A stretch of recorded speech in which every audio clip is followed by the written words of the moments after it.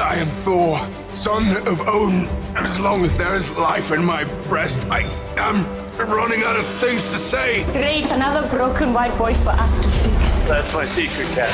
I'm always angry. You took everything from me. I don't even know who you are. With great power comes great responsibility. I can do this all day. Wakanda forever! And welcome, Internet, to another episode of Views from the 616, the blackest MCU podcast in the multiverse, powered by For All Nerds, where we discuss everything in the MCU from the perspective of people of color. And it is one of your hosts, Tatiana King, a.k.a. The Book of Ashanti, a.k.a. Lawanda Vision, Tesseract Thompson, Doc Aki, The Wrath of Khan, Shu, coldest winter soldier ever, and the Wicked Witch of the West, View, along with my amazing co-host. It's your boy DJ Ben aka Brother Voodoo Child, Amir Hive, Bofa Bova, holla. It's Noorbin time. Black Adam Warlock, Armand Duquesne, the fifth Universal Fan, Khan Shooter, Off-White Panther, and the Power Toker here in the spaceship. Ooh, I like Off-White Panther is back. Yes, and it's Noorbin time. Oh, wow. Okay. Well, welcome back, everyone, to Views from the 616. I know you missed us. We are back on our Mondays. That might change again, but as always, just make sure that you are always subscribed to us on your favorite podcast platform. Therefore, you are never surprised when you get a new episode because you will always have it. It will always be delivered to your mobile device. But here we are to talk all things Miss Marvel, episode 3, titled Destined. So let's read the basic plot written by the DJ Ben Hameen. Here we go.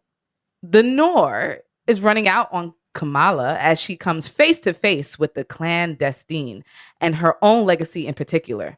Darkness is spreading as Kamala's choice leads her down a path of discovery. But will the cost be too much for Miss Marvel? Question mark emoji. I don't know. Will it be too much for her? This episode, directed by Mira Manon, head writer Bisha K. Ali, as we always mention, based on the Miss Marvel 2014 comics run, which is co-created by G. Willow Wilson as well as Sana Amanat. Ben Hameen, what you think of this episode? It was cool. Yeah. I just didn't expect that. This was cool. Yeah. I've watched this episode 4 times in preparation for this review, so I've seen it a bunch of times now. All right. It grew on me each time I watched it. What's the thing? I had some immediate issues with the Clan Destine. That was my first. I knew it. Immediate issue with them. In particular, just their introduction and how they just flipped the switch so quickly in this episode, where I really did not care about any of them. And the fact that they were seemingly, which I think there's more to the story, but the fact that they say they're Jinn could be problematic for me. It kind of was like, oh, that's a little off base. And from what I understand, this episode was written by 2 of the Caucasian members of the writing team. And oh, really? Yeah. But I did feel like there was still a lot of great culture, family, everything. And, just to say that the episode was written by someone, it doesn't mean it wasn't plotted out in the writer's room, which it is by everyone on the team.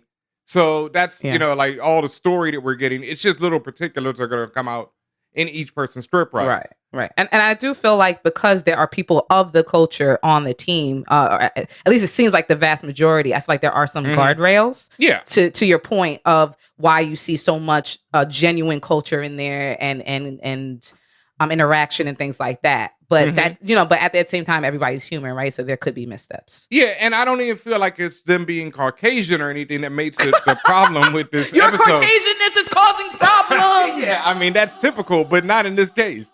I think that I think the problem with this episode was just the quick flip of the Clan Destine. It's like we're introduced to them in the very beginning of the episode. We get their backstory, and then 5 minutes later, they're like, well, F it.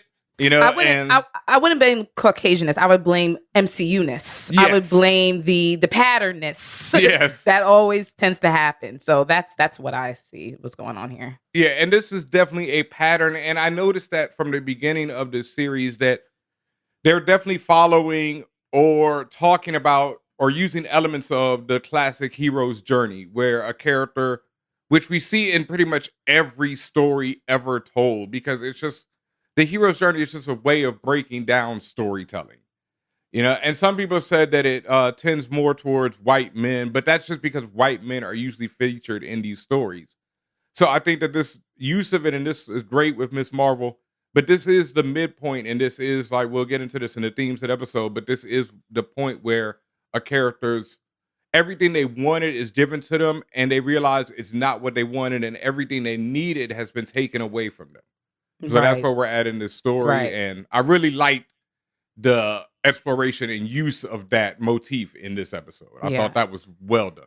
I'm glad you said that, and I'm glad you made that distinction of this motif, because I do want to just reiterate that the hero's journey is a tool that could be applied across the board, because that is a human journey. Yes. So it's it's not really it's not applicable to one particular ethnicity or anything like that. Like the idea itself stems from people of color, from their stories, from mythological stories and cultural stories. So I just wanted to make that point once more. So thank you for saying that.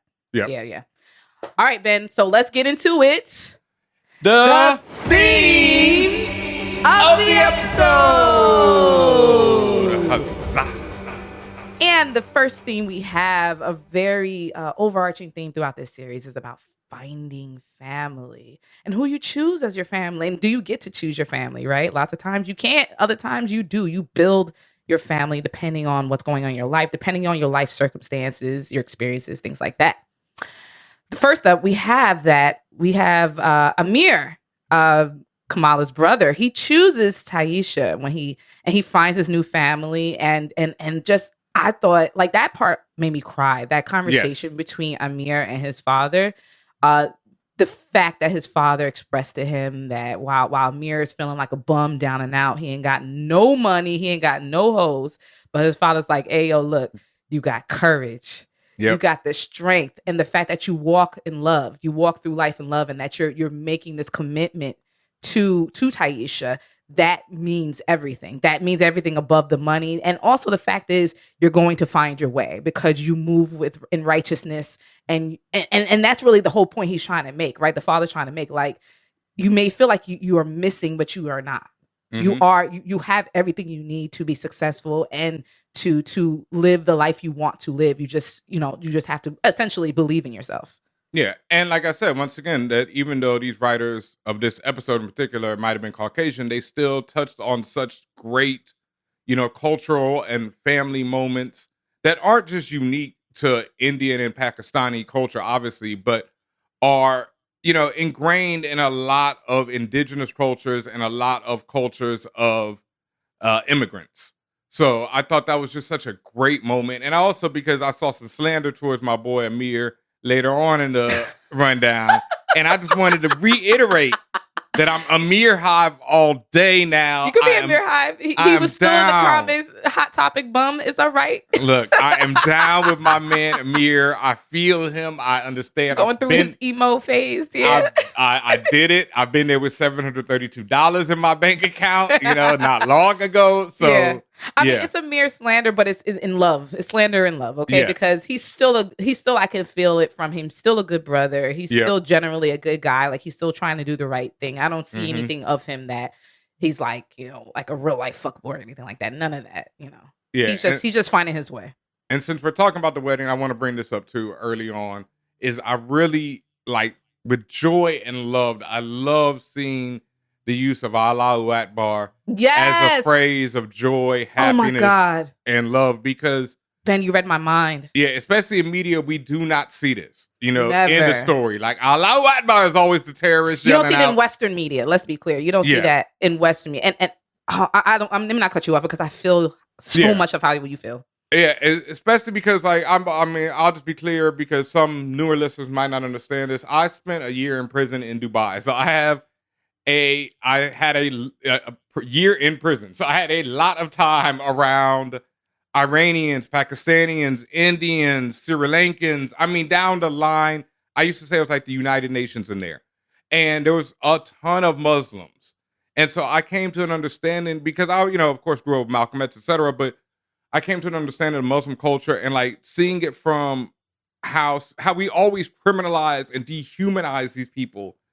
And some of the Iranians were my best friends. You know, some of people who I would think are the worst due to our media were my best friends there. And so to see Allahu Akbar and to see Muslim culture celebrated and Islamic culture celebrated in such a way on this show is so great for me and so dope. And I know it means so much to other people, even more than it means to me. And so I'm just so happy to see this. And I was, like you said, I was crying damn near watching that wedding, just the whole ceremony, the way Taisha was talking during the ceremony, the way Amir was doing it, you know, like the way they flipped it, you know, with their own Westernness to this Islamic culture. Oh man, I was just in love. It was a beautiful, as you said, beautiful mixture of the new school and the tradition of Islamic culture. And I just wanted to, again, like I did feel like crying because it was so beautiful. Like you said everything I needed that I was thinking in that moment when they were saying Allahu Akbar, and it was, you see the faces of everybody, as you say, in joy and happiness and togetherness. And like even now I'm feeling like a little emotional because it's always not just criminalization, there's always a demonization. Yes.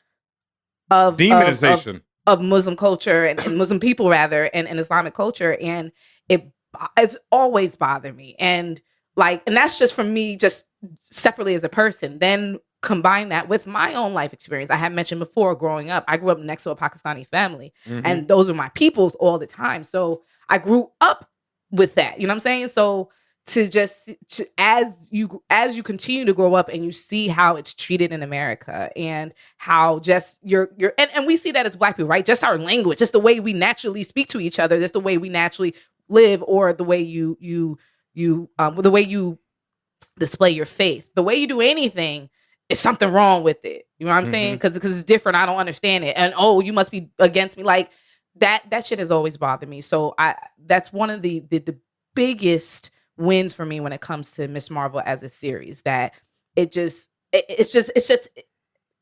like you come to somebody, you say, I'm just me. Like, I don't need to explain to you why I do the things I do, why my family is the way it is. This is just how we are. This is how we live. That's how Miss Marvel comes off to me. Like, we're not trying to necessarily teach white people like, oh, we're good people too. Like, nah, like I'm just living my life. And this is how my life is led. So I don't know. Like, it's just genuine in spirit and genuine in approach. So that's why it like really hit hard for me. Yep. And one last point on this is something that we talked about way back when Black Panther dropped. And that's something that like Rodimus Prime talks about when he talks about how Disney, you know, is getting all the money because they will get to every culture. And I remember Black Panther came out and I was like, I just want this for everyone. You know, I want everyone to have this feeling. You know, I want every culture to be able to look up and say, look, I'm a superhero. Because we talked about this so much on this show. If they don't see you as heroes, they'll never see you as humans.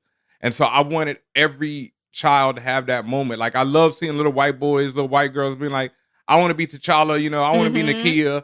And I want to see the same, you know, where I want to see people of all colors, creeds, whatever, you know, embracing these characters and through them embracing this culture and these people and seeing that. Because like, another thing that, you know, we need to bring up, we're getting off the themes right now real quick, but it's things that people keep mentioning to us is the author Salman Rushdie. And Salman Rushdie is this author who a lot of people in my generation know from writing this novel, The Satanic Verses.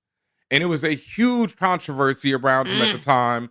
And it was like, I grew up in a time when in the 80s, Iran was like our enemy and was straight up the devil. You know, that's all I knew. And so like, once again, when I got locked up and I'm chilling with Iranians, I'm like, oh, these just people, you know, like, and then I find out about the Ayatollah and how Iran went from a country that was a democratic country that when you look at pictures of it in the 1970s, it looks just like America or anywhere else.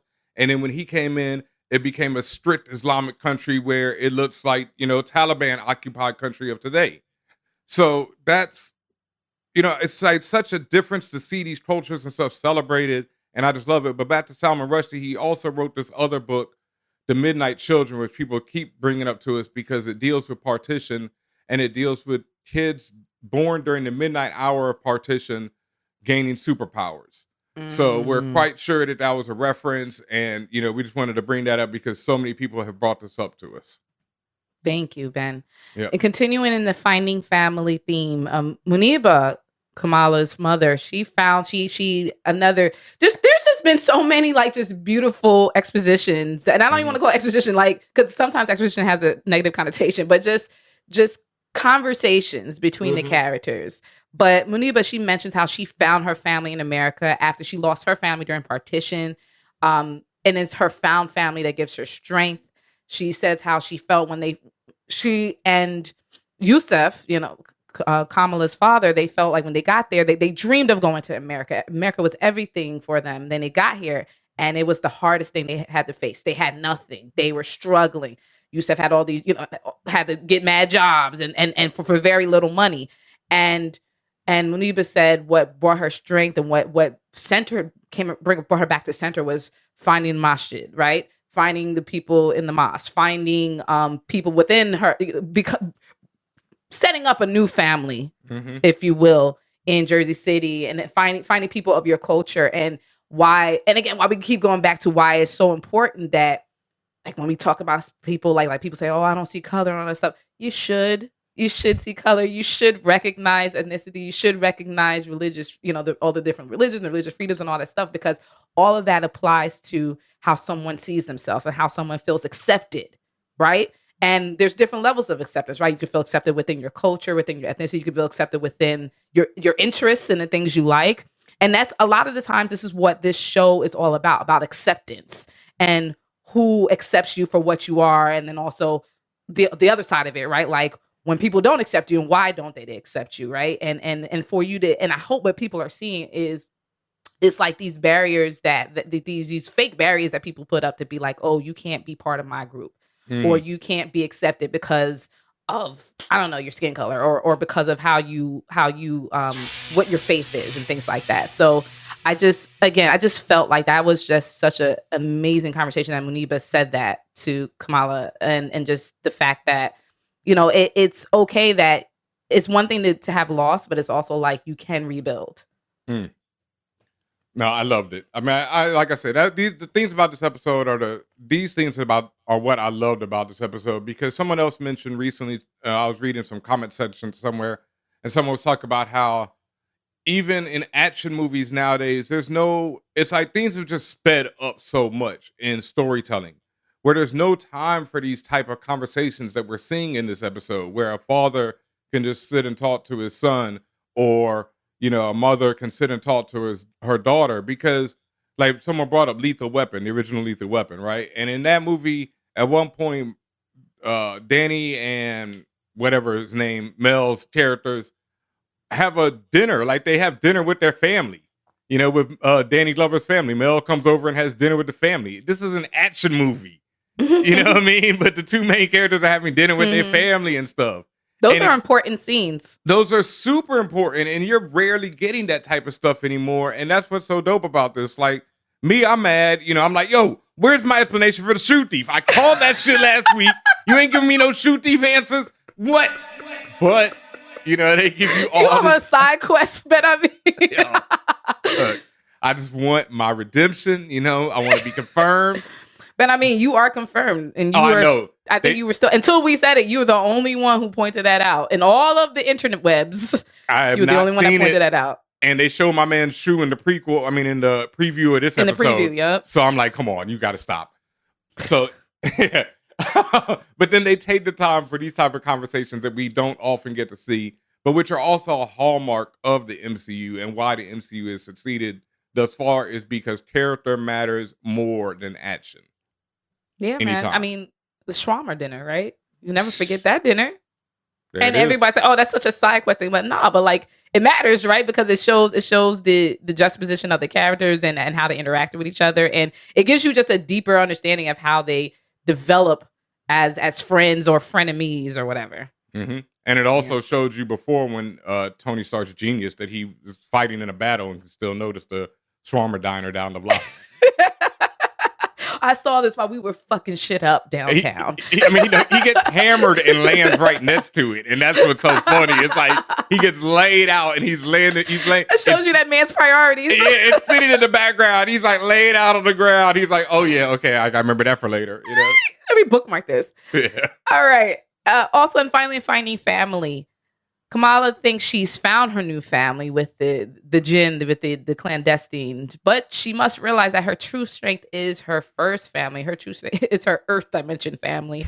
And that includes not just her immediate family, her mother, her father, but includes Bruno, includes Nakia, and includes everyone at the mouth. Like, includes everyone that is there to uplift her and help her succeed and support her in life. Her mom. And right. And just because, and then also, remember I said about your chosen family versus who's may technically be your family, right? Like, who may be your flesh and blood, but don't treat you like family. That happens a lot. We all, many different levels of people and cultures in life understand that very well. That happens. Hey, it's still Pride Month. That happens a lot where your flesh and blood don't accept you, but then you have to have a chosen family, and they're the ones who will support you even more fully than anyone could ever think. So in this case with Kamala, like, again, these people, she is of these people, allegedly. She is an alleged Jinn background descendant, whatever you want to call it. But they ain't your peoples, man. Not the way you think. All right, let's go to the next theme, which is mothers and daughters, the eternal struggle. This one for me obviously hit hard, being a daughter. I'm not yet a mother, but I am a daughter. And thankfully still my grandmother's still here, my mother's still here. So I very easily and very quickly latched onto this one. This also made me do a little bit of research. I went online, went on JSTOR and found and read this clip about it was and I have to find the author name, but it's a clip from a entry called Mothers and Daughters in the World of the Father. And basically it was just talking about the relationship between mothers and daughters in a patriarchal society. And it mentioned how women can even create their own problems as well as perpetuate them, even though they stem from patriarchy. So, and I'll give you some examples of how it applies to Miss Marvel, the series. So you remember an episode back where Kamala's mother, when they went to go try on her outfit for the wedding, at first Kamala's mother was just like, oh, the dress is too short, he telling the tailor you need to fix it to fit Kamala. Then Auntie came in, and you see all these societal norms and societal pressures basically switching it up. And Kamala's mom, Muniba, turns around and goes, "Oh no, you're too. What she said, you too big for the dress, or you too small for the dress." Mm-hmm. Right. And again, and I want to mention that again because it's actually very subtle the way this conversation goes, and I think people are missing that point about, again, when I talk about fitting in, and I talk about how, like, how your family will uplift you and keep you pushing versus kind of just give in to the societal pressures, right? And I think it's a constant battle, especially when like you said, your family is one that you choose, and this family is saying, hey, you don't fit that dress, right? But it's just like, on the other hand, it's just like, well, I'm trying to be caring and understanding and stuff, and it's just like, no, the dress doesn't fit you. And those pressures are created by men 99% of the time. Absolutely.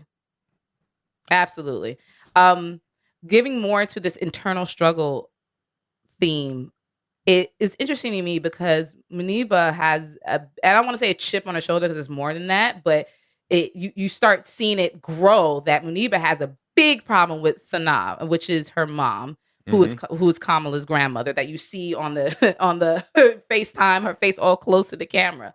But Muniba has a big problem with Sanaa. You saw that very briefly when Sanaa sent that package, which had the bangle in the first place, and Muniba was like, that shit is junk.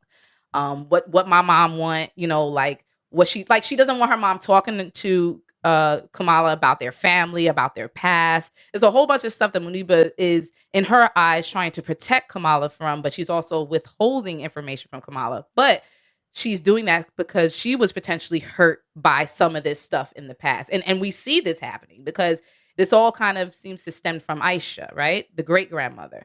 As we see in that, I guess, previous time clip, Aisha, or as we know from the stories that Yusuf and Muniba share, Aisha just disappeared during partition, right? We don't know what happened or anything. Aisha being the great grandmother, that Aisha was Sanaa's mother, right? And who knows what kind of damage that caused of her just disappearing. Now, Aisha didn't do it on purpose, I don't think, right? But that causes damage, right? You don't know what was left behind, what was told to Sanaa as a kid, all this other stuff. Then in turn, Sanaa is apparently had gone through a lot of things and is potentially has caused hurt upon Muniba, right? And then you see this cycle, this generational cycle of hurt beset upon the daughter from the mother, right? And it could be one big misunderstanding, but the fact that this keeps happening. And it's just this internal struggle of the mother and the daughter feeling a ways about the mom. And then the daughter becomes a mom, and then she feels a way about the daughter, and it just keeps going. And this happens in life in general, but I just found it interesting how they illustrated this in this show. Well, I mean, well put. What else can I say to that? Right. And towards that point, right, Muniba, when she mentions her mom didn't even attend her own wedding, right? We don't know the circumstances behind that, but that was a real issue to her. She was like, my mom didn't attend my own wedding. Why would she attend the wedding of my son? And you could hear the pain in her voice, but you could hear the anger in her voice. All right. Now, something else that just came to mind is the prequel that we see early in this episode is in 1942 during British occupied India, right? Mm-hmm. And then partition happens 5 years later. So the mom disappears, and then 5 years later, the little girl, remember, follows her a trail of light to her father. So the grandmother. The grandmother. Nani. Yeah. Nani follows a trail of light to her father to find her great grandfather, right? To find I don't remember who she found, but she found the trail of light. She finds the trail of light so she can escape and then beget the whole family and make it out of there. And then, through her comes to this whole family. So we have her at least displaying some powers with perhaps she has the other bangle? Maybe. Because like, why would she just send one? Well, then again, we know, was Aisha able to get both, right? That's the question. Well, she disappears from them at least, but there's still 5 years unaccounted for. Right. One. And then how did the little girl have powers if she didn't have a bangle? Did Aisha give her that bangle? Aisha gave her that one bangle that she had. Right. There we go. Aisha gave her the one bangle, and also it's expressed by Namja, one of the jinn, that she expresses that people who are from the Noor dimension, right, they can't access their powers directly, or all of their powers directly. But if you are earthborn, and you have that in your blood, again, Noor blood or Noor background, that you can access the Noor within you with certain items. You can get your Noorbin time on. You can get your. It was definitely Noorbin time. It was definitely Noorbin time when they pulled out all those weapons on show. Right. I was like, what's going on? Okay, but that's what it is. Okay, but let me just finish again this theme. Again, with Muniba, she talks about Sanaa as if her mom is irresponsible and crazy. I peeped that from the beginning. She was just like, again, when I said about her, she said, "Oh, your mom sending junk." She's like, "Why is my mother on the phone with you? Why is she telling you names like Aisha, like as if her mom should be ignored?" And that's why I would, and they're digging into it, but I want to really dig into where is all of this coming from and what specifically triggered all of this for Muniba to feel this way. Also in this space about the mothers and daughters' eternal struggle, the auntie at the Mendi. When she refers to the damage control visit, like she found out, because the Illuminantes know it all, right? They don't have to be there to know if some shit went down, but they found out that the damage control group went to the mosque, and Imam or Sheikh Abdullah, he says, it's most likely a young brown girl, most likely Muslim, and the auntie says the trouble this girl is causing, her mother should be ashamed of herself. And that, once again, this went back to this whole struggle thing. Like, why, like placing the blame on the mother for the daughter's alleged transgressions, right? It's like, oh, the daughter, and also it's just not understanding, right? Daughters are children, right? They're children of somebody. People make mistakes. Things happen. But then to say, oh man, as the parent, you should be ashamed of yourself, right? Like, Now, there's some places where that makes sense, right? Like, you know how we say things like, oh, you ain't got no home training, right? Like, when Black people do that to each other all the time, right? It's like, but it's true, right? Like, you just doing stuff like you leaving people's doors open when you walk in the door, or you walk into a room, you don't say hi. You ain't got no home training, right? We turn around, we blame your parents collectively, right? Yeah, oftentimes that ends up being your mom, right? So I just found that interesting. But we blame your daddy for not being there. Yeah. And also that idea of the struggle between mom and daughter, I still, at the end of the day, it's still a patriarchal tool, right? Mm-hmm. Because it's a tool that frames the relationship between mothers and daughters as almost like a competition or even adversarial in nature. And then you see this repeated, as I mentioned, in all these different examples. All tools are patriarchal. Stay woke. You a hoe.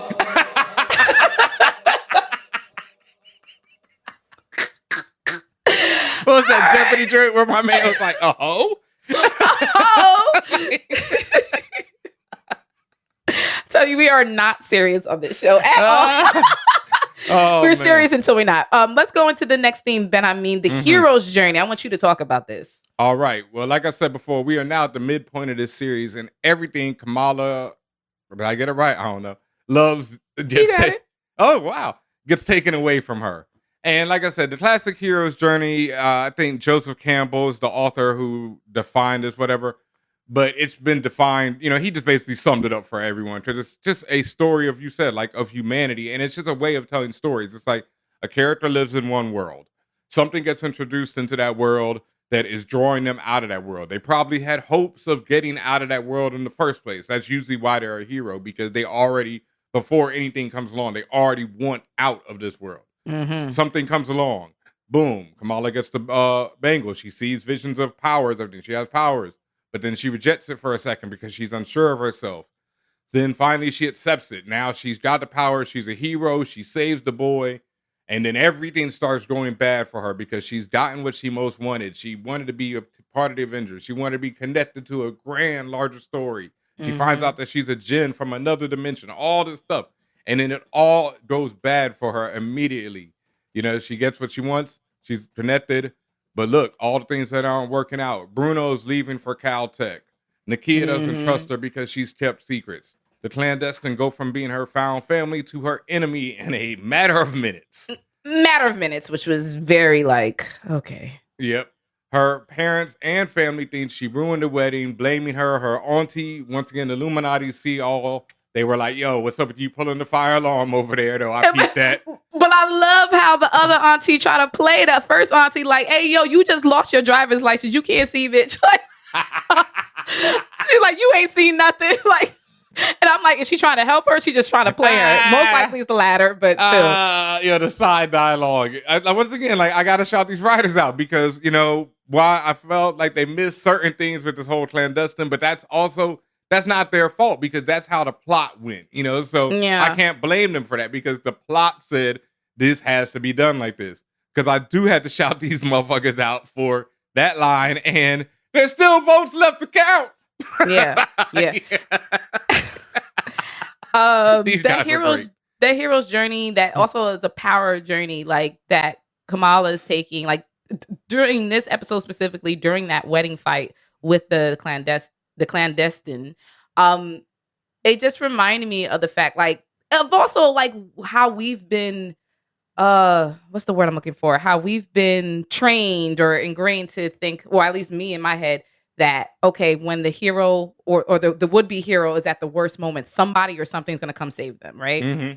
There were several points during the fight where I'm like, somebody going to come bust through the window and help Kamala, right? And that shit did not happen. And I was like, oh shit, she going to get fucked up, right? And then the stuff that when it did technically happen, it was just circumstance, right? It wasn't like a savior type situation. And I noticed that the writers are making it very clear to not have a savior situation. Just like when after Kamala was fucking around, didn't make sure the boy was safe and he fell and he didn't die, but he broke his ankle or whatever. It's just like, in most savior things, something else would happen to prevent any type of pain or hurt from happening, right? Or from the hero not losing, right? Mm-hmm. Technically, she lost that one, right? You saved him, he didn't, but did you die? No, but he did not make it back completely safely, right? There was no savior moment within this wedding fight at all. Kamala, with no training, no nothing, was left to her own devices to save her own fucking life. And then when her boy even tried to stand up and help Bruno, he got like damn near was about to be wiped off the face of this dimension. And she had to save him too. And then you saw that it's just, I don't think we've really seen that. I mean, we've seen that, but I feel like maybe not to this degree and to a character that's this young, where you see this stuff happening and there's no savior, but then you see them developing, okay, I need to step in now. I need to jump in now. Like you see them big and fist come out, right? And she, after all of that, literally running from them most of this fight, she stands up and goes, nah, fuck this shit. She does them big and fist and whops them, right? Like, and she does that whole spread where she gets all four of them, I believe, at once. And then you see that development happen, and you see her level up in that instance. And I just thought that was really cool to see that happen before your eyes. You see, instead of a training montage, you see the training happening in real time. Also, she learned how to put armor on her chest. Yeah. When she got hammered through the wall. Did she learn, or was it just naturally happened? Because I feel like that's been happening with her, where she's just naturally being protected, kind of like a Sue Storm thing. Yeah, well, it's being natural, but then she's like, oh, I can do this. So now that she's seen it, now she's like, well, now I can do this without, like that's something new that she didn't know she could do, and now she knows she can do it. So it's like the growth is happening. But then even then, after the fight, the wedding is ruined. 2 weddings are ruined. They made points to show. The bride that was in tears. I mean, it's her wedding you look day. Beautiful. Yeah, you look beautiful, but you got her standing here in the rain like everybody else, looking tight. And then, she comes home. Her parents are like, just tell us the truth. She can't tell them the truth. Nakia is off, pissed off. Bruno is hurt bad. Now, did Kamala feel like she couldn't tell them the truth because it would put them in danger? Or at this point, like, it looked like she was ready to say it, and then she was like, at the last second, she was like, nah, I can't say nothing. Why? Yeah, both. When Nakia was probably just, it's that fear, who knows how people are going to react to a situation like this. That's a crazy situation. So who knows? That with Nakia, that just reminds me again of growing up, right? Like, if when you grow up and you know more about when it comes to your personal relationships between people, especially people who really do love you, you realize that, or the people who are really there for you, you realize you can tell them anything, and that they would truly understand if they truly loved you, right? And the fact that she still didn't feel comfortable to tell Nakia, that was sad for me. But also I realized, she's still 17, right? She's still learning and growing and what it means to have these established relationships. I understood with the parents, like I was like, okay, that's your parents, but I was also like, what was the real reason why she didn't tell them? Because it looked like she was ready and then didn't. Yeah, because it's a wild situation. And like you said, once again, you're growing up. That's all the show is about. It's about growing up. It's about coming into your own. It's about coming to being a person that you might think that your parents and your friends and family are going to reject. But like we said before, you think that you could find this type of family outside, but this type of family has been there for you all along. Yeah, absolutely. Yep. Next theme we have is of Destiny and Legacy. The name of this episode is what? Destined? Which is also a play. It's a play on, we talked about how, and Ben Ami will go into this, we talked about how even though Namja, she mentions that their group, the Jin group, are called referred to as the Clan Destined. The Clan Destines in one word. In the comics, there is a group of people called the Clan Destine. It's 2 separate words, Clan and then Destine. Destine being the surname of Adam Destine, I believe was his first name. The Clan Destine were a group created by Alan Moore, X-Men fame. You mentioned here, Ben, and you can go into this, how the Jin being used as bad guys might be a bit questionable. Yeah, pretty much. Like, once again, this is another thing that came up during my time in Dubai is Jin a lot. Like, at one point, cats there thought that the people in power in Dubai might have an evil Jin in their possession that they were using to stand people at the airport, and that's how we all got busted. Look, I heard a lot of different stories, right? But that's what it becomes, this thing where Jin are such a thing. It's just like here, or in the culture I grew up in is Southern Baptist, and so they'll blame spirits. They'll blame anything on evil spirits. They'll blame anything on the devil. And it's the same thing, in a lot of the Muslims that I encountered, that they would, blame anything on it's just a Jinn. So when you translate that to Western culture and you have Jinn pretty much being used exclusively as villains, etc., it goes back to that thing of just dehumanization of this culture and simplification of a culture. Just like the same way, Haitian culture is associated with voodoo and zombies, because of voodoo. And voodoo is like a religion that goes so much deeper than zombies or anything nonsense like that, Mm-hmm.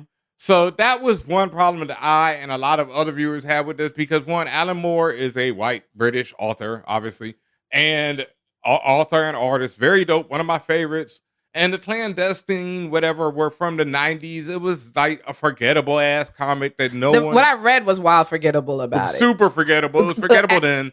Adam Destine, which is a white British man, as far as I can see, ends up falling in love with a djinn. Yep. And they have all these fucking kids. Yep. He kills some of them. Yep. There's some wild shit happening, and then it's over. And I'm like, okay. Yeah, it wasn't. It was like the 90s when there was a comics explosion and then a comics implosion. Like there was too many comics and then there were no comics. And this was one of the too many comics. So, yeah. So when they brought that up and after showing you the Kree arm, I'm like, there's still got to be more to the story that we're being told. I think, but the only thing that makes me question is that Kamala's grandmother believed in it as well. Like everyone does. Her great grandmother. I mean, like, when she was going for the bangle. Aisha. Yeah, Aisha was like, oh yeah, we can get back home and everything with this. So, but she did not mention another dimension when she said we can get back home. She's not like we can go home to our own dimension. So with the Kree arm, the Nega bands, which we've mentioned before, which are an item in the Marvel comics, which are these bands which are related to Captain Marvel and also to Carol Danvers and a bunch of other characters like Quasar. Mm-hmm. Quasar is a character who uses the Nega bands and actually is like Marvel's version of Green Lantern. And also like the Kamala that we are seeing right now, forming energy structures and energy fields with her powers, which is what Quasar does. So for everyone who is mad that they didn't, that they taking her stretchy powers for a white man for Mr. Fantastic, she did take a white man's powers and role in this MCU. So I doubt we see Quasar anytime soon. And that's all for the best because he's a blonde-haired, boring character. So here's the thing. Like I read up more about that. Again, Sanaa Amanat, she mentioned like she had a conversation with Entertainment Weekly where she knows that people were upset that Kamala's powers were changed, and they explained that her and G. Willow Wilson were in agreement with how the powers were changed because it led into a greater story. And I think that's again where people have to like just take a step back, like before you get upset and mad and say, oh, because of the white man, all that. Like, wait a minute, because the co-creators themselves were in agreement with this happening because they wanted to link Kamala to a larger story. And whether or not you agree with how the larger story is being intertwined is that's on you. But the fact is, the co-creators were like, we wanted her to be even greater than what she was already a great, amazing character, but they wanted to, as it turns to the MCU, because again, this is still a translation from comics to the MCU to live action. So things are not going to always be the same. That's number one. That's the rule you got to always have in your head. Things are not always going to be the same. And unless it's a complete downplay or depowering of the character, like Ben Amin's girl. I'm sorry, Ben Amin. With the running through the stars. America Chavez. Yeah. But unless it's something like that, it's like you got to kind of give it some time, right? Because and Sanaa even said that she was like, she still has the big and fish. She still does all this other stuff, but it's just like, it's a slightly different because they want to feed her into the larger MCU universe. Yeah. And they want to connect her more. And that makes sense to me. Especially when Inhumans are such a non-factor in the MCU universe. Right. And that was her big connection in the comics. So it's like, I get it. We're not using the Inhumans like that. We just squash Black Bolt's head. We are not really that focused on that right now. So we're not really fucking with them.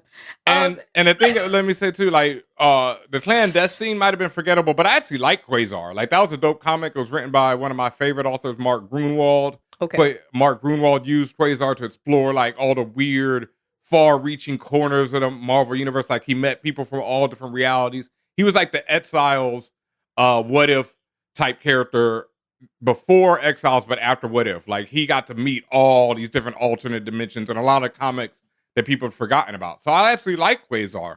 So it's not like I'm like, oh no, but at the same time I'm like, oh well, Right. if Miss Marvel gets his story, that's fine by me.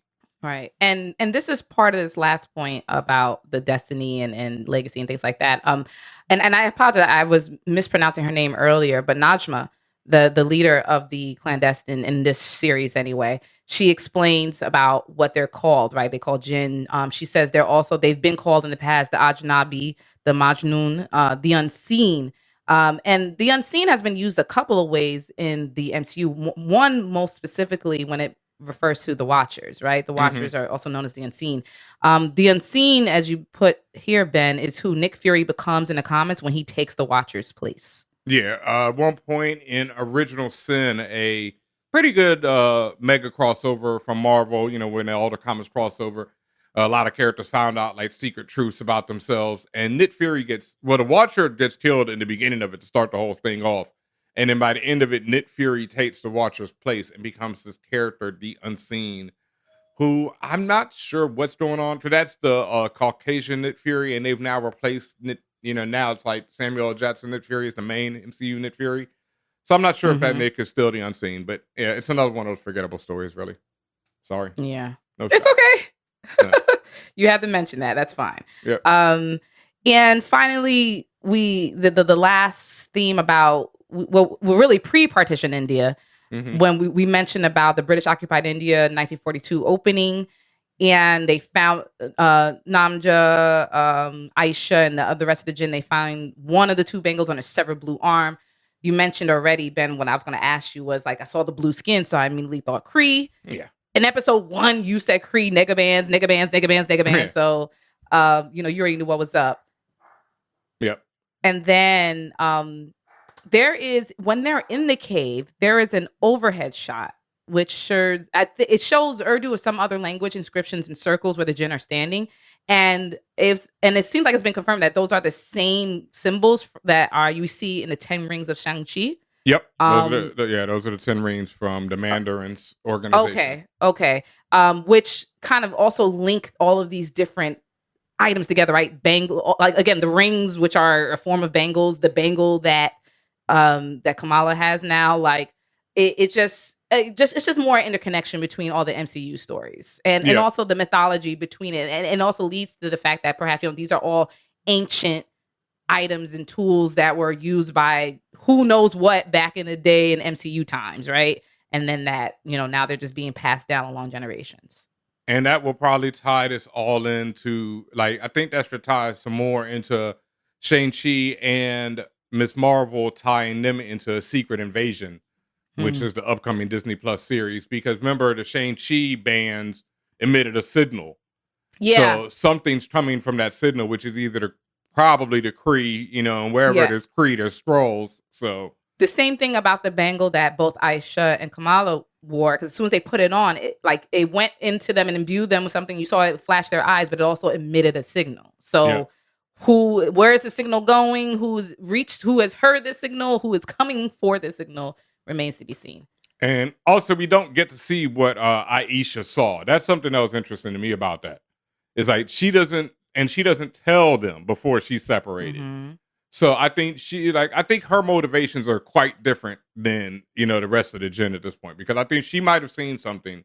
And I think that ties into like everything with the generational thing. It's like, one of these people is like running around saying all kind of wild shit, and your kids are gonna be like, come on, ma, So I think that's where a lot of this stuff comes from, because either Aisha or her daughter not seeing things all the time, are running around saying all kind of shit, and so Muniba, right? It'd be like Muniba is the mom, yeah, it'd be like sick of her mom, saying all this nonsense and never seeing the reality of it.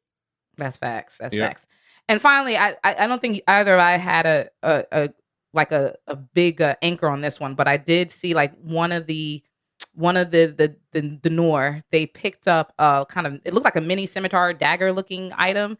I don't know if that's referring to another character's weapon or anything, or was it just something you just threw in a cave? But I think it's with the it looked like scimitar, also Asian, so it could just be one of the Mandarin, 10 rings, like relating to them. It looked like even one of the daggers the dude might have used in Shang-Chi. So yeah. I just All think right. it's more tie into the 10 Rings. Just more tie-in, okay. Yeah. And like they were showing you all the like even like the clay pots, the broken clay pots, like it seemed to be. I can't remember the Ming, like Genghis Khan era, like one of the helmets looked like something that you would see of the Khan era of armies and everything. Yeah. The Mongols, the barbarians. All right, so let's go into the characters. Kamala Khan, played by Iman Vellani, doing an incredible, amazing job. What other part about this show that I like is lots of illustration of her and Nakia growing up as young Muslim girls in America, and they're modern Gen Z kids that they love and appreciate their culture. They push up though against some of the things that are more traditional things they may find as played out, right?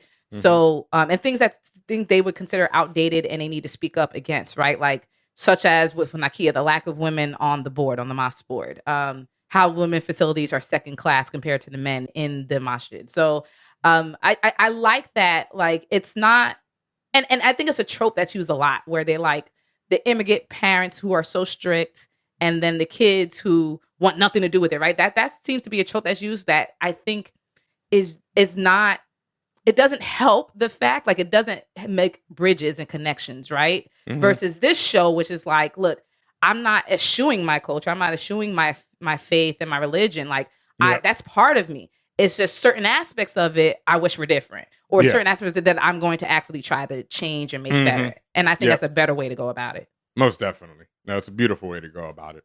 Yeah. I don't know if you want to say anything else about Kamala. I noticed like, about her fits, like her fits. You know, her fits. She always has a different hero shirt on. She had Iron Man on. She had the Iron Man joint on, and they say that's her. That's Iman's favorite actor and favorite character is Tony Stark.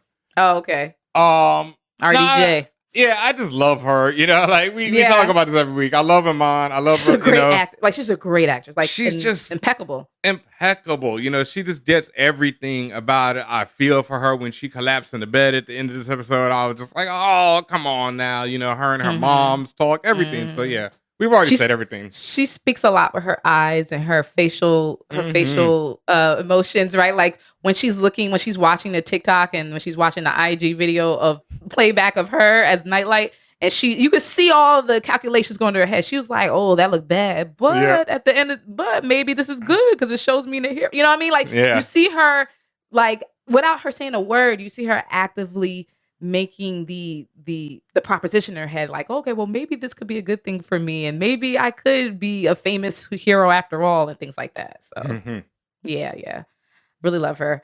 Bruno Corelli, played by Matt Lintz. Still jealous of the nigga Cameron. I love how, and it's so funny how he talks about him, how they both talk about each other, even if it's not on purpose. He says, I don't know how I can help a group of ghosts and their average looking son. I die laughing at that. He also, again, the people who love you, the people who are closest to you will have the best advice for you, right? He tells Kamala that, if, Kamala was like, well, maybe I should use the bands anyway, after he tells Kamala it could be really dangerous. And Kamala says, well, Carol Danvers would do it. And he said, well, if Carol Danvers did, she would be reckless. So maybe that's not a bad thing that you're not her. You are Kamala Khan, as he said at the top of his lungs a few episodes ago.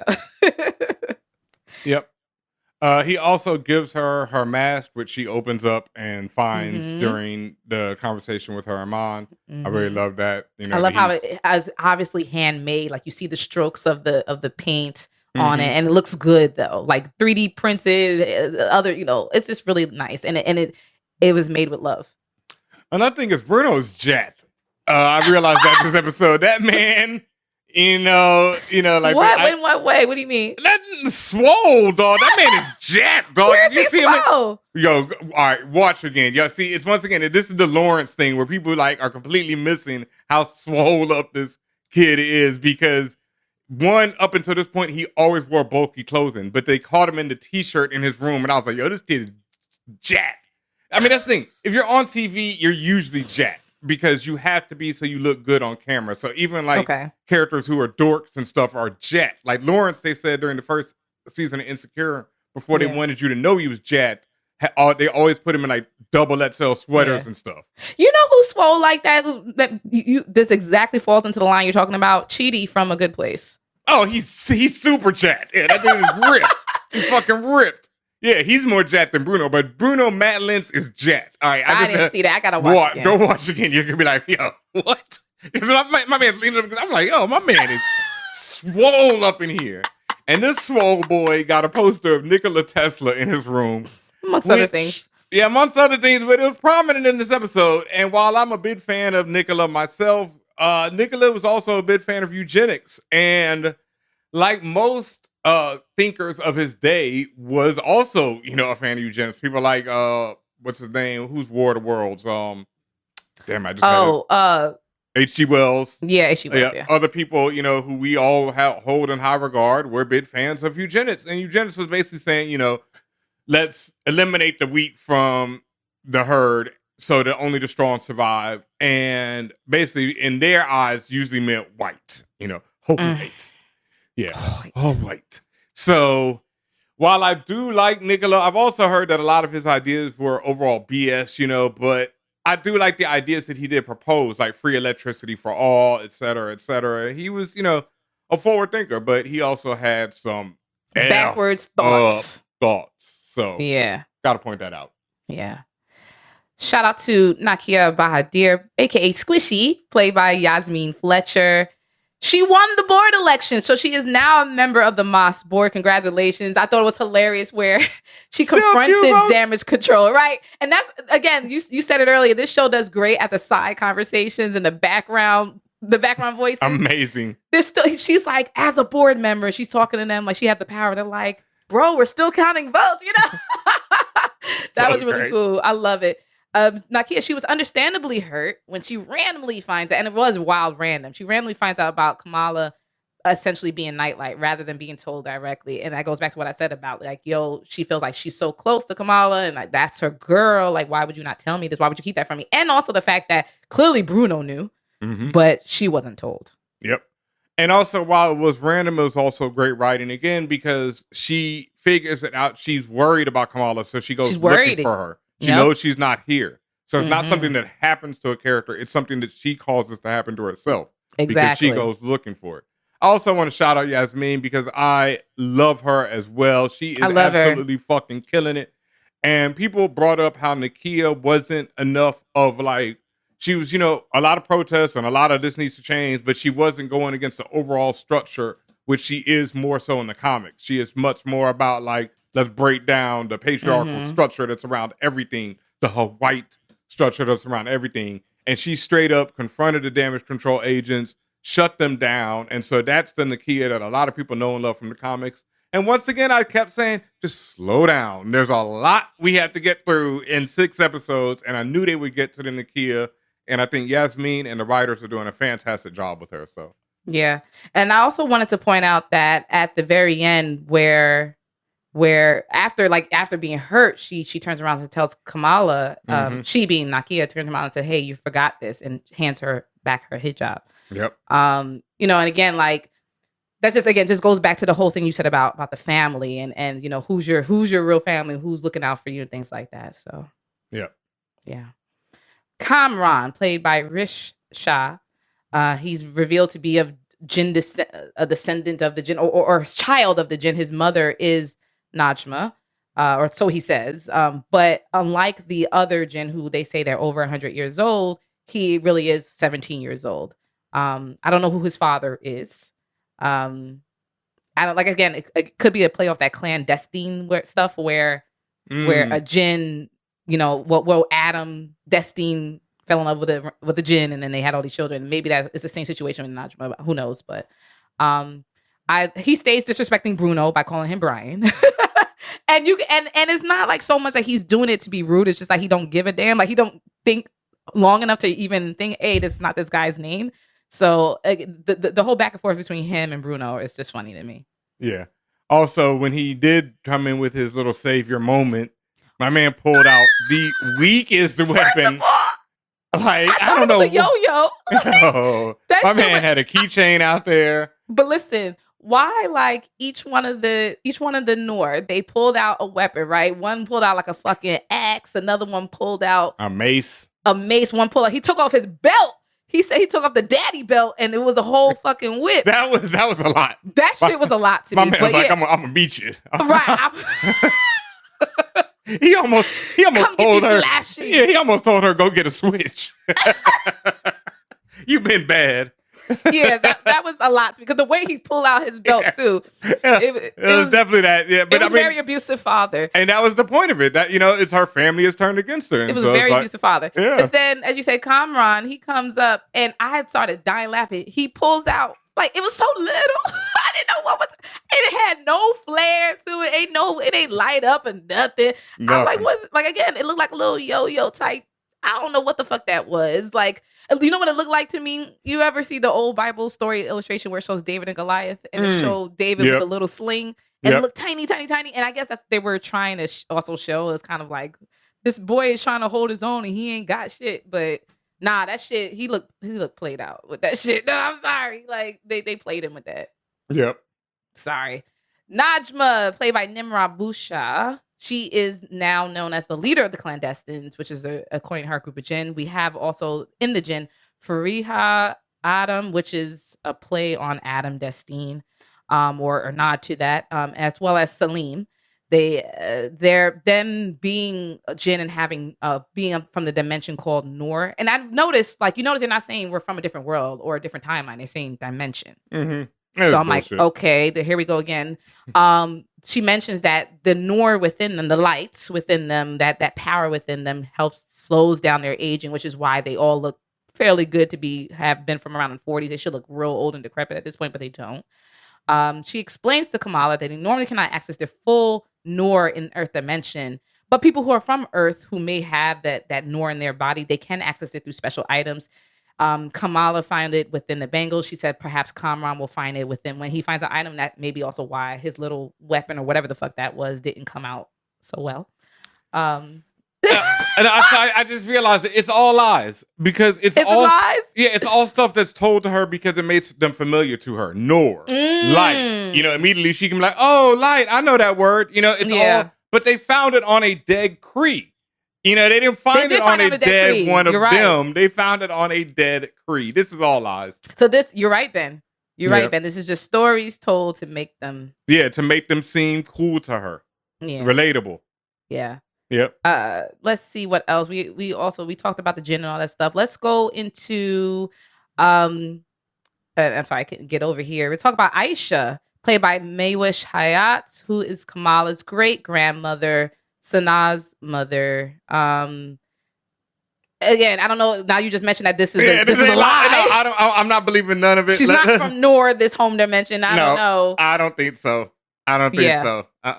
Yeah. Anything. And then remember when I told you, like, I felt like it was two different people. And again, when we saw episode 1 and 2, we saw a pre-release version. So some of the effects could have been changed or fixed a little bit by the time the public saw it. But I had told you that when and we find out later that was Najma, but I thought I saw two different people when Kamala was seeing those visions when she was trying to save the boy. I was like, they didn't look the same to me. The person in the car didn't look like the same as the person who was in the cloud vision, but it seems to be that was Najma in the vision. Yeah. Okay. We also have Muniba Khan, played by Zenobia Shroff, who is Kamala's mother, her Ami.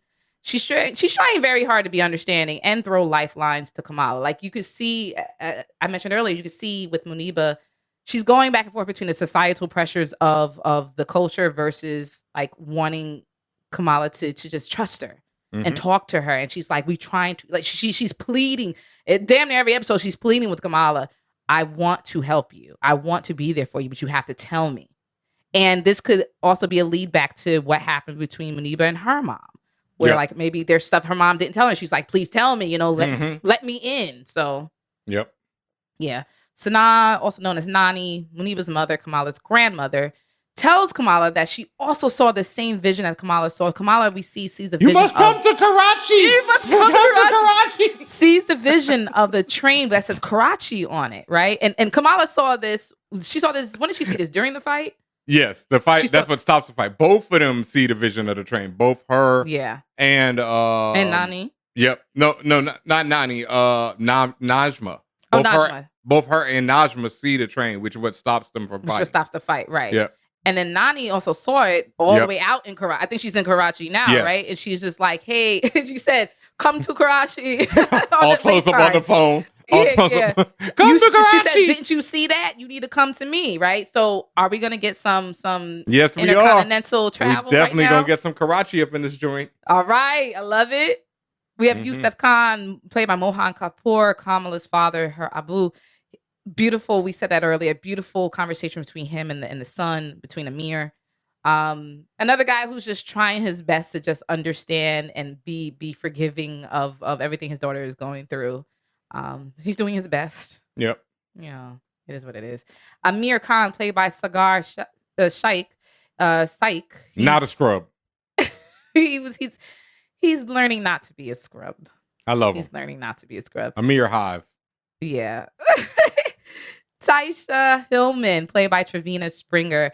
I wanted to talk about a character that no one talked about, which is her little brother.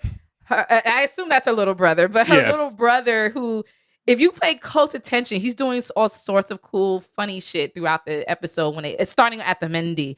During the Mendy, her little brother hides all of Amir's shoes, and Amir comes downstairs saying, "Hey, you're only supposed to hide one pair. You hid everything."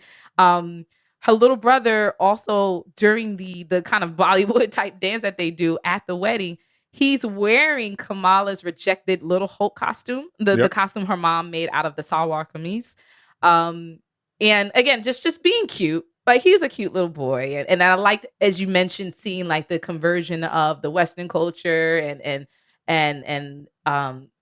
like, you know, the tradition and all this other stuff. Like, it was really good. Like even Trevina's parents, like, I don't think they were Muslim or practicing Muslims or anything. Like, they just seemed to be wearing their traditional, like, you know, the father was wearing a suit, mom was wearing like a nice dress situation. Like, just seeing the marriage of the two cultures was great. But the actress who plays Taisha is a African-American Muslim woman. So I love that she's part of it. And it's the tradition of hiding shoes is called Juta Chupai. I think I pronounced that right. And like he said, you're only supposed to hide one shoe and then you get it back. I mean, one pair of shoes and then you get it back at the end of the wedding. Now, the little boy had an armful of shoes. All them joints. My man came down the steps with and a smile on his face. Look at all these little boys being shoot thieves, boy. Yeah. It's a tradition. I love the glimpse into the traditions of families coming together and marriage, right? We talked about the Mendi and what that signified, and the fact that, like, you see the different things happening that would traditionally happen in Mendi. You see the bride getting the Mendi designs being on pampered her. To her, being pampered, and you know, she's being fed delicious food, and you see her getting the designs on her arms, on her hands, and her feet, and that's tradition, right? And then the whole family coming together to celebrate and uplift, you know, the marriage and all that stuff. Like, that's tradition, right? And then during the actual ceremony, like the ceremony itself that's being held in the mosque, you know, it's traditional. The Sheikh Abdullah is leading it, and he performs the nikah, right? Where traditionally the imam says, you know, you have to basically, you say you accept the marriage 3 times, right? And he asks them, each one of them 3 times, do you want to marry this person? Do you want to marry this person? You know, and once their vows are completed, that's when they sign the marriage certificate and they're officially joined as husband and wife. Yep. Yeah. Yeah, and like, you know, like I said, it's the bridal Mendi or the henna design. Like, if people know about henna, like, and you know, the idea is, like, you know, it's very intricate designs, and sometimes you get more of it depending on how much, you know, how extravagant you want to go, and how, you know, how more beautiful you want to be, and all this other stuff. Like, it's just amazing to be able to just see that played out just as part of daily life in a show. Yeah. And then her man Sheikh Abdullah. Yes, played by Laith Nakli. Okay. I really like him. I just wanted to say that. Like, I just like him as a character.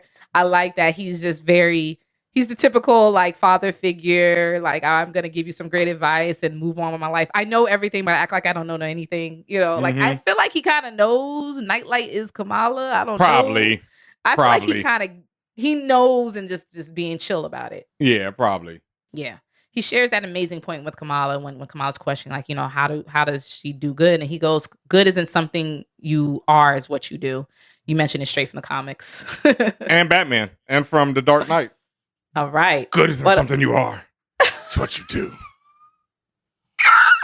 Okay, that was your Bruce Batman voice. Got it. Yeah, we had Bane last week. Now Batman this week.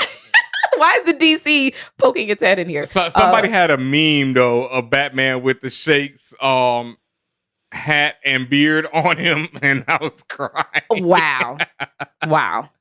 Good, isn't something. Because that's when he's talking to what's her name, Rachel Dawson. That's when he's talking to her. Oh, yeah. okay. Good isn't something you do. Yeah. Good isn't something you are.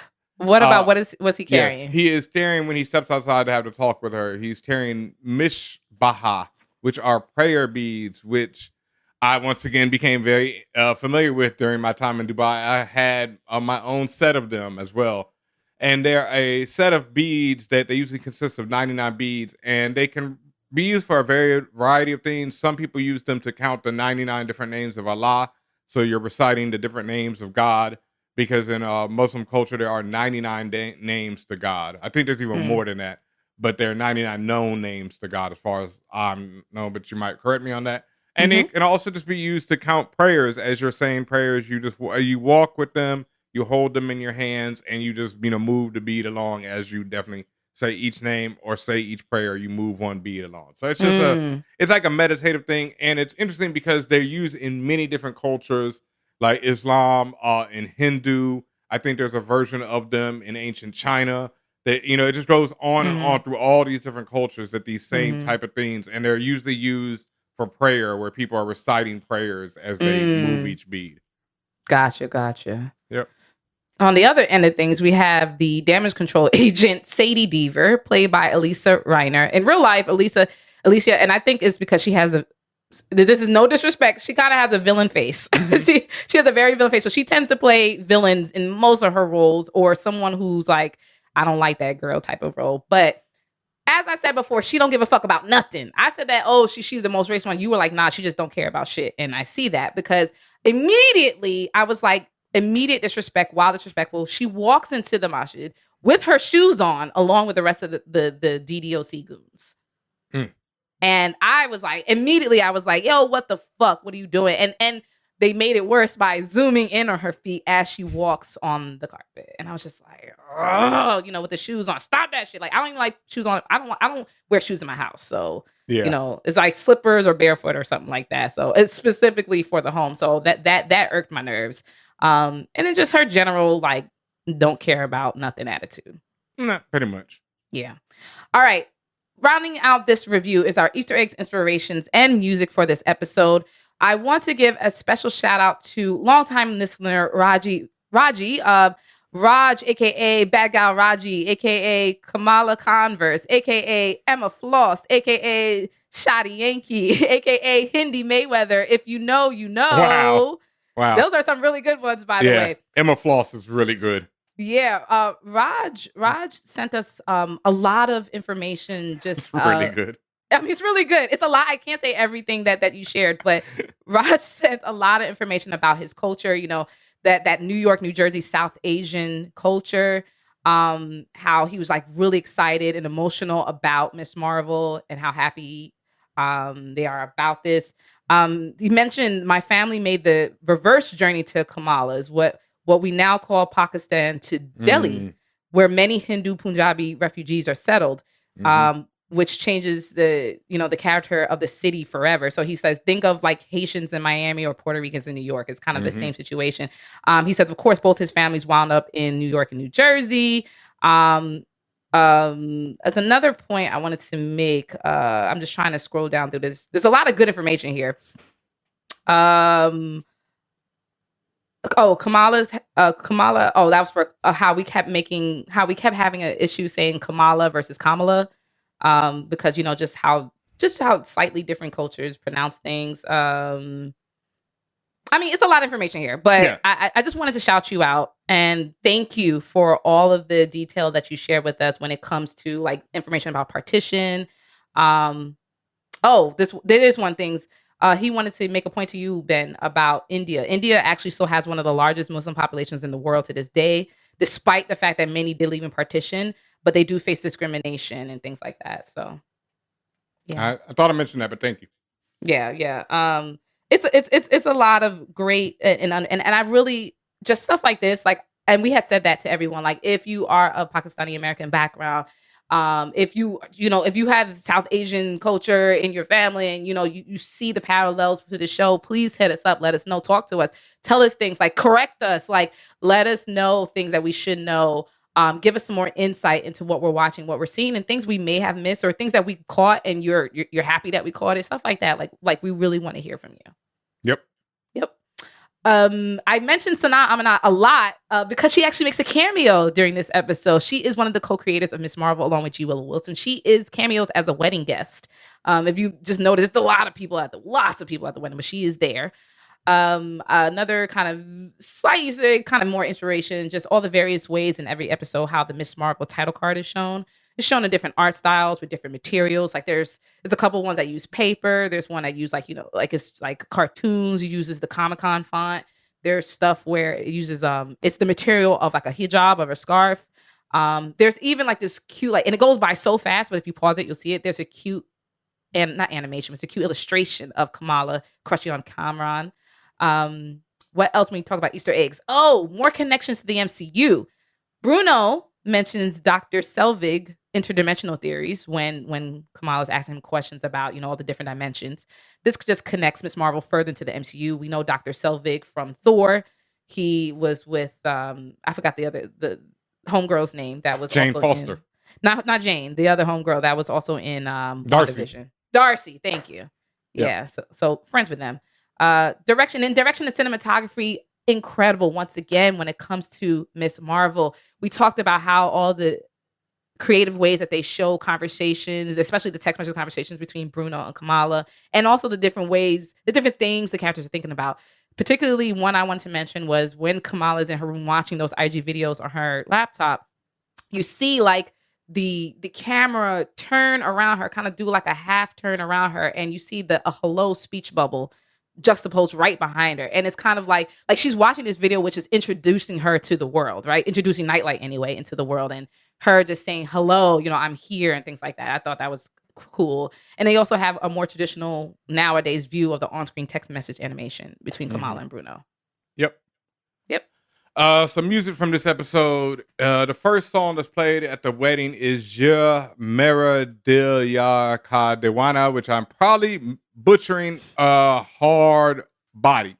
But it is a love song that the lyrics talk about their heart is burning for my lover. It's like a moth to the flame type of thing. So it's just a nice way, hardcore love song. And then the second song that they switch to while Amir and the rest of them start dancing is Hadipa, which is done by an artist named Pratam. It's from the movie Dil Bol. Hadipa starring Shahid Kapoor, Rani Mukherjee, I'm butchering again, and Mika Singh. Rani Mukherjee, yeah. And Mika Singh, yeah. And Hadipa is a song which is hilarious because it's like a celebration, and sometimes Hadipa is also, from what I read, uses like a masturbation, What? Yeah, because it's like that, that's what it is. So it's like, like the satisfaction? Yes, it's satisfaction. That's what the lyrics especially mention satisfaction and all that. But in this case, it uses a celebration. And there's a really dope video where the actors, Shahid and Ronnie, are dancing to the joint. And I don't think it's the same dance that they're doing in this, but it's just, that Bollywood feel. And I really love that and how they're all dancing. Mm-hmm. And then, of course, we must shout out Bon Jovi, Living on a Prayer, used to beautiful work during the fight sequence where Johnny went on the dance, and I love that because dude's walking up. It looks like a dude working on the docks and everything. And also shout to Brown Jovi, the band playing at the cover band of Bon Jovi playing at it. And I love that because they had Brown Jovi, and I'm like, wait a minute, we're not gonna have no Bon Jovi music actually in this episode. And there it is, because he's also an NJ hero, New Jersey hero. Yep, the Prince of Jersey, and so it was really great. I love Living on a Prayer. That's my jam, 80s classic. So it was great to see it here. Yeah, absolutely. Yep.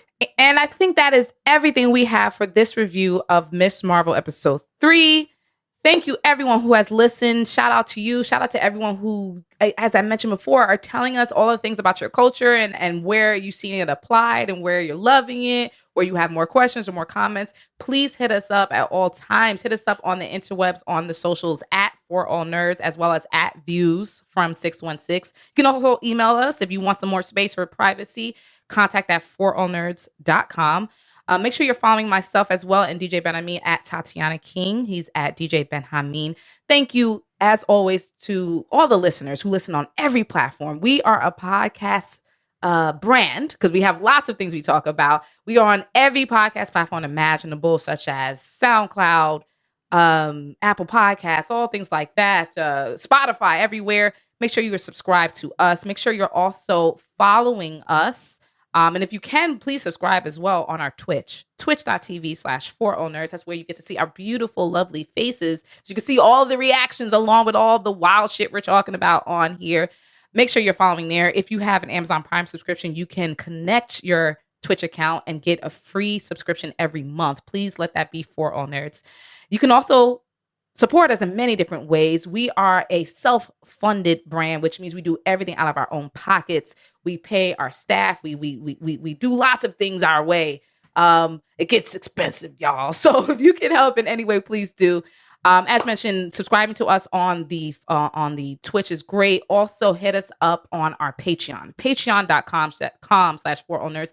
That's probably the most important financial source there is. And I want to make a point of that because that is truly how we get to do the cool things that we get to do. And we get to present to you and produce you very professional level edits, very professional level podcasts and videos and interviews. This is how we do it. We do it because of y'all. So patreon.com/forallnerds. Every tier is a great tier. Whatever you can do is great because you all get special privileges. So appreciate you. Also, hit us up on the TeePublic, tpublic.com/stores/forallnerds.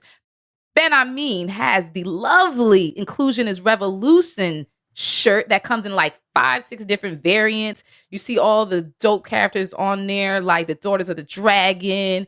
You got, I think is that Nakia on the bottom there? You got Mohawk Storm. You got a whole bunch of shit.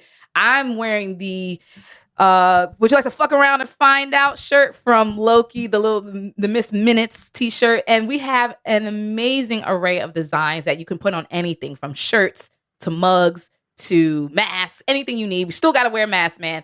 Hit them again. Check that out. tpublic.com/stores/forallnerds. I think I had everything, but I mean, did I miss anything? Nah, I think that's about it. Us. Make sure you join us on twitch.tv/forallnerds for the live stream. We back this Monday night, I think. If you follow us on Twitch, you'll know. So you should already be following. Just go over to twitch.tv/forallnerds. Hit that follow. Hit that subscribe button if you're feeling froggy. You know what I mean? Jump out there and support the For All Nerds team. Once again, thank you to all the new patrons on patreon.com/forallnerds. We see you. Please hit us up on there. Let us know what else we can do to help y'all, to bring you more of this flavor, because like Tatiana said, Patreon makes it happen for us, and we are working and getting to that. My man said he making $1 million a month off a podcast, and I said I'm doing something wrong here.